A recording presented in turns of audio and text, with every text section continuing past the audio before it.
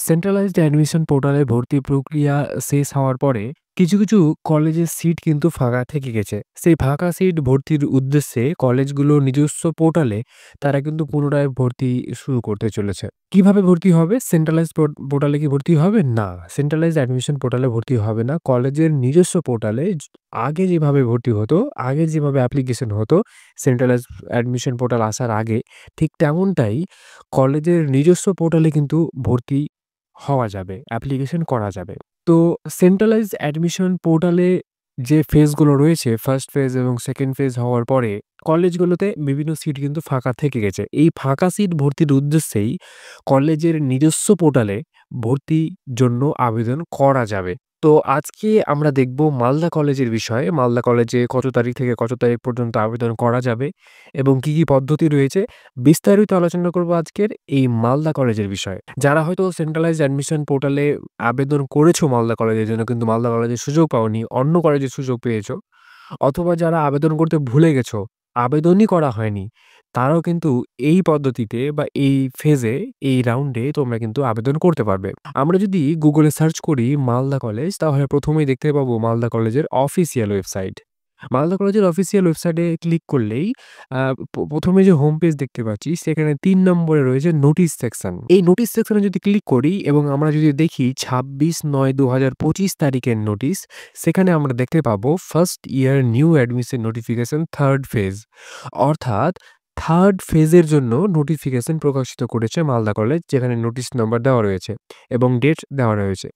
এই নোটিশে বলা হচ্ছে যে সেন্ট্রালাইজড অ্যাডমিশন পোর্টালের যে রাউন্ডগুলো ছিল, সেই রাউন্ডে ভর্তি হওয়ার পরেও, ভর্তি নেওয়ার পরেও কিছু সিট কিন্তু ফাঁকা থেকে গেছে। সেই ফাঁকা সিট ভর্তির মানে ফিল আপের উদ্দেশ্যেই এই 3rd ফেজের আবেদন প্রক্রিয়া শুরু করা। তো আবেদন প্রক্রিয়া শুরু হবে ১১/১০/২০২৫ তারিখ থেকে। নিচে দেওয়া রয়েছে link, click here two view detailed schedule. আমরা যদি এই লিঙ্কে ক্লিক করি শিডিউল দেখার জন্য, তাহলে আমাদের কাছে একটা ডিটেইলড নোটিফিকেশন চলে আসছে। একটা নোটিশ চলে আসছে। এখানে কিন্তু সমস্ত ডিটেইলস দেওয়া রয়েছে। এখানে তোমরা একটু মনোযোগ দিয়ে পড়ে নেবে। ভিডিওটা একটু পজ করে একটু পড়ে নিতে পারো। কি বলছে দেখো, যে বলছে যারা মালদা কলেজে ভর্তি হয়ে রয়েছে তাদের পুনরায় রেজিস্ট্রেশন করতে হবে না। শুধুমাত্র আবেদন করতে হবে। তবে যারা ৯ ও ১০ অক্টোবর ২০২৫ তারিখে ডকুমেন্ট ভেরিফিকেশন করেছো, তাদের নতুন করে রেজিস্ট্রেশন করতে হবে। আবেদন করার জন্য কলেজ থেকে মেইলে যে আইডি, যেমন এই আইডি, এরকম একটা আইডি যাবে। আইডি ও পাসওয়ার্ড পাঠানো হয়েছিল ডকুমেন্ট আপলোড করার জন্য, তা দিয়েই কিন্তু লগইন করে আবেদন করতে পারবে। দ্বিতীয় নম্বর বলেছে, "এ candidate can apply for 1 UG degree course." একজন একসাথে ১ টি ইউজি ডিগ্রি কোর্সের জন্য আবেদন করতে পারবে। তৃতীয় নম্বর রয়েছে, "আবেদনের পর কোর্সের জন্য ভর্তি হবে মেধা তালিকা অনুযায়ী এবং শূন্য আসনের উপর ভিত্তি করে।" যারা ইতিমধ্যে মালদা কলেজে যেকোনো মেজর সাবজেক্টে ভর্তি রয়েছো, তাদের নতুন করে প্রয়োজনীয় ভর্তি ফি দিতে হবে। এখানে যে click here two view Malda college admission page, এখানে ক্লিক করলে আমরা মালদা কলেজের অফিসিয়াল যে অ্যাডমিশন পেজ আছে সেখানে চলে যাব। তার আগে আমরা এখানে দেখে নিচ্ছি টেন্টেটিভ শিডিউল। এখানে অনলাইন অ্যাডমিশন রেজিস্ট্রেশন এবং ফর্ম ফিল আপ। রেজিস্ট্রেশন এবং ফর্ম ফিল আপ করতে হবে, পারবে তোমরা ১১/১০/২০২৫ থেকে। দুপুর ১২টার পর থেকে ফর্ম ফিল আপ শুরু হবে। Last date of online admission registration and form fill up. ভর্তির জন্য যে রেজিস্ট্রেশন এবং ফর্ম ফিল আপের শেষ ডেট আছে সেটা হচ্ছে কি তোমার ২৮/১০/২০২৫ রাত ১২টা পর্যন্ত। এবং বলছে যে যদি ডিটেইলস ভুল হয়ে যায়, এইচএস এর ডিটেইলস যদি কোনো কিছু ভুল হয়ে যায়, তাহলে সেটা তুমি কারেকশন করতে পারবে আ ২৮ তারিখের মধ্যে। ৫ নম্বর বলছে কি যে publication of final merit list. Final merit list প্রকাশিত হবে ২৯/১০/২০২৫ দুপুর ২টোর পরে। ৬ নম্বরে আমরা দেখে নেব। ৬ নম্বরে রয়েছে online admission and online payment for 4th year under graduate degree কোর্সে, মানে 3rd ফেজের যে ফার্স্ট স্লট বেরোবে সেটা হচ্ছে ২৯ তারিখ। ১টা থেকে ৭টা পর্যন্ত ওই ফার্স্ট স্লটের মধ্যে যাদের নাম আসবে তাদেরকে ১টা থেকে ৭টার মধ্যে পেমেন্ট করে ভর্তি প্রক্রিয়া কমপ্লিট করতে হবে।